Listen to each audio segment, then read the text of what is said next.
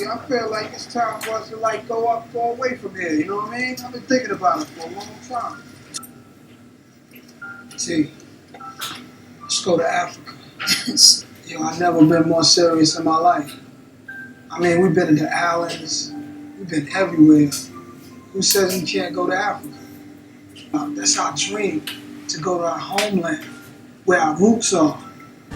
In this fall, man, it's very tough. In this fall, I'm going to take my talents to South Beach. We're taking our talents to Africa. Africa? Africa? No. What? What? Oh my God, this is big news.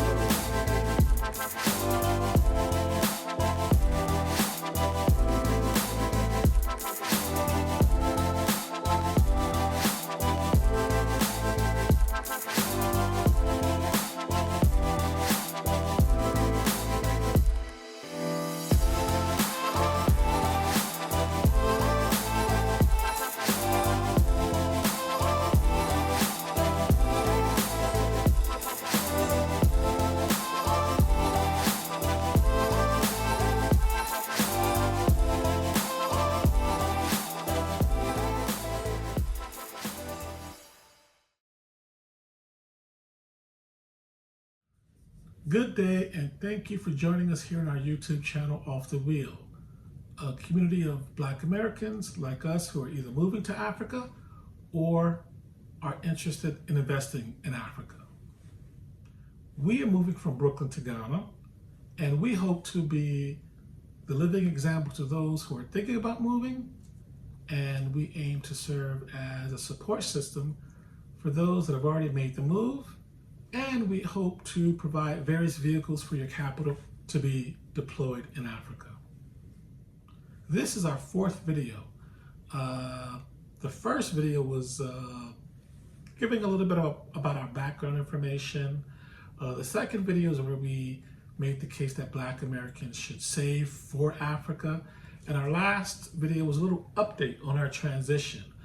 So if you haven't watched the first three, this might be a good time to bail out here and start this channel from the beginning, like a binge watching, Sure. Like a Netflix channel. So please join our club at offthewheel.info, join our YouTube channel by subscribing. Now today's show was kind of impromptu. We were thinking about our next topic, and then our DNA results came in. Originally, we had done the ancestry DNA kits, which spoke to a wider audience, and they had us scattered all throughout Africa. So watching one of our guilty pleasure ratchet TV shows, Love and Hip Hop, we saw their special edition where they had a DNA reveal, and they used AfricanAncestry.com, which says they have the largest database of African DNA. So we said, let's give them a try. Here's a little bit about them. And we're committed to helping Black people around the world transform the way we view ourselves and the way we view Africa. Okay. So we decided to each order a kit for a little more specificity regarding our DNA lineage. And today we are sharing with you our results. So, Daisia, may I share your results with our viewers today? Yes, you may. So we sent away, we got the results, we framed them, we're so proud. Let's see what Daisia's results show. Dear Daisia, it is with great pleasure that I report your test results. We have determined that you share genetic ancestry with the country Cameroon. And more specifically, it reveals what? It revealed specifically the tribe in Cameroon, which is the Bamileke. I've also heard it pronounced Bamileke. Please, if you're Cameroonian, tell me in the comments how it's really pronounced. But it was with so now I'm considered to be of Cameroonian, matriarchal Cameroonian heritage, which I'm very proud of. Some of our favorite people that we love to see in sports, Joel Embiid is from Cameroon. Francis Ngannou, who is currently the reigning UFC heavyweight champion. He's also from Cameroon. And I recently found out as well, Erykah Badu has Cameroonian roots as well. So I'm welcoming myself to the family of Cameroonians. Were you surprised that you're traced to that country at all? I was surprised because it was not on my radar, but you know, when we did our first ancestry DNA, it showed a little bit of West Africa, some of Central Africa, but nothing really specific. So And definitely not the tribe. Definitely not the tribe. So now I feel that it's my duty to learn more about this tribe, the Bamileke tribe. I'm gonna make it my mission to learn more so I can share with others as well too. The more I look at you, the more you look Cameroonian. Jeez, okay. Cameroonian by way of Guyana. Yes, yes, yes. Thank you. And also, let's take a look at the beloved hip-hop stars that were also traced to Cameroon. Genetic ancestry with people living in the country of Cameroon today. Now, within Cameroon, we found matches of your DNA with DNA from people who are part of a group that is the largest nomadic group. And these are the Fulani people. They were marketers. Yes, yes. There you go. That's my group. Cameroon, I am going. We also found the people, or some may say the tribe, in Cameroon that you share ancestry with. And the people are the Tikar people. Yeah, I seen that on here. People living in the country of Cameroon today. I love the way that sounds. Now within Cameroon, your kinfolk are the Bamileke people, the business people of the culture. Talk to me. There we go. They control the economy. They are the business people. The richest people in Cameroon are Bamileke. I'm getting goose pimples because I knew it. Tell me Like, about no, I really knew my people was in the center of things. I knew it. I knew it. I feel so good. it. They are all about action. They're all about movement. We're going back over 500 years. All right, let's do it. You share ancestry with people living in Cameroon today. Really? The country of Cameroon has all these dualities, Rich. So it's got English and French as an official language. It celebrates monogamy and it celebrates polygamy. Okay. Cameroon, Bamileke, some innate qualities that were you from before you even knew that they were you. All that information is powerful. That's powerful. Okay, so let's do my big reveal. Okay. But before you do, Okay. let me put this into proper context. I've led a pretty good life, I would say. So good that friends of mine from way back used to always tease me about how things always would work out for me in life. if, let's say, we were driving into the city and it was busy, there were no parking spaces, all of a sudden, miraculously, a parking spot would open up for me. And then you used to be a little amused at my friends talking about how things would work out for me. And then you recently started saying it as well. So can you imagine the ultimate example would show up in our DNA reveal, where when we read each other our results, I read your results to you, you read, as you were reading my results to me, you scream out, "Things are always working out for you, Dale." So with that proper context, Daisia, can you please share my DNA results? Yes. So, dear Dale, it is with great pleasure that I report your matric clan test result. We have determined that you share maternal genetic ancestry with Akan people in Ghana today.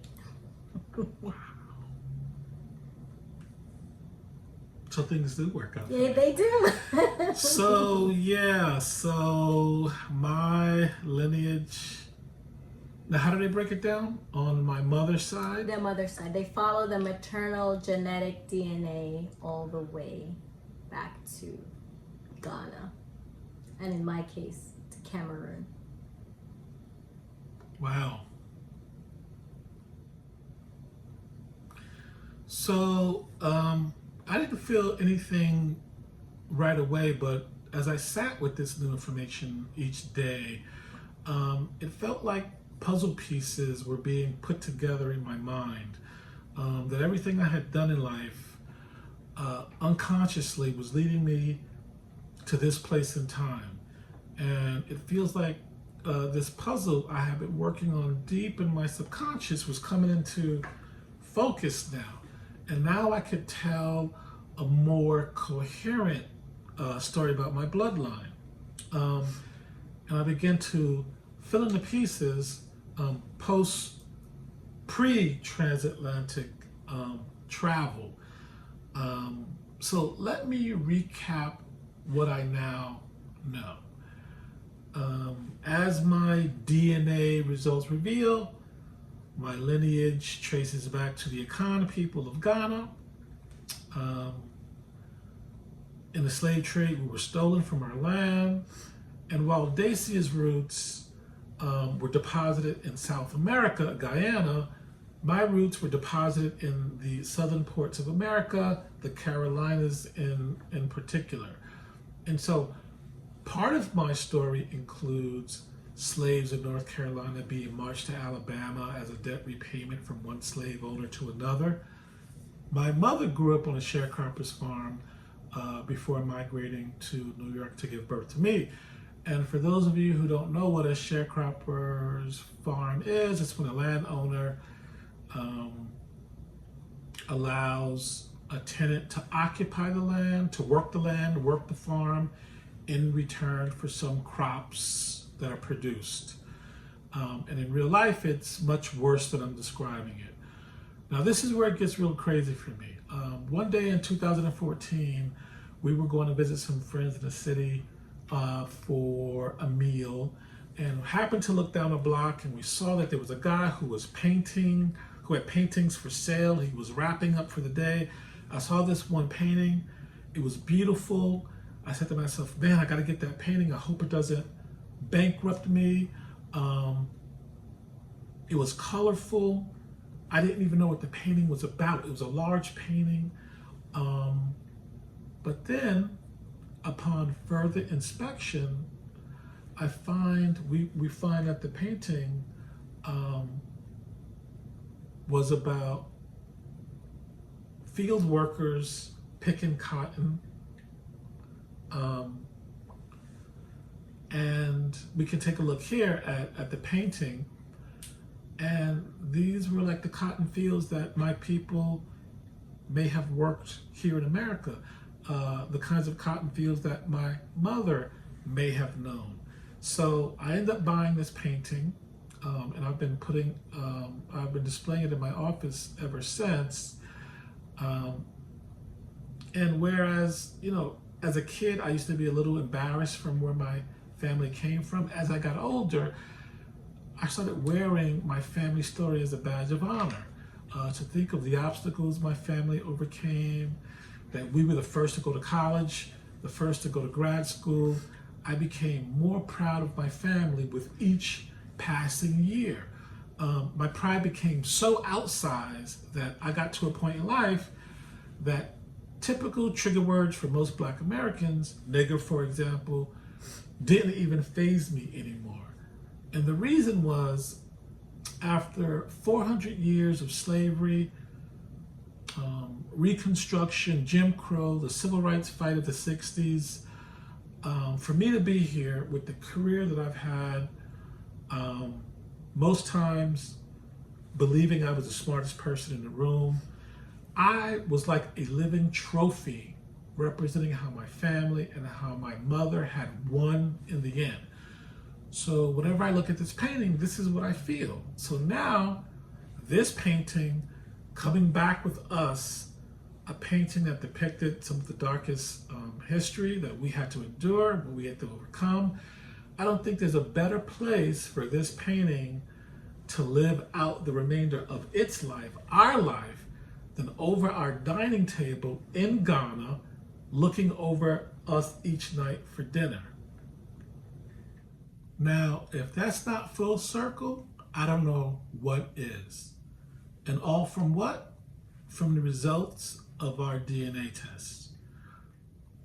Some of the famous people that we know who were connected to Ghana: Freddie Adu, the soccer player; Michael Blackson, the comedian; Idris Elba, your love crush; Vic Mensa, one of my favorite rappers. His father was Ghanaian, and also the designer Victor Abloh. Yeah, he recently passed away. Worked with Kanye West. So sharp, visionary, creative people. So that's it.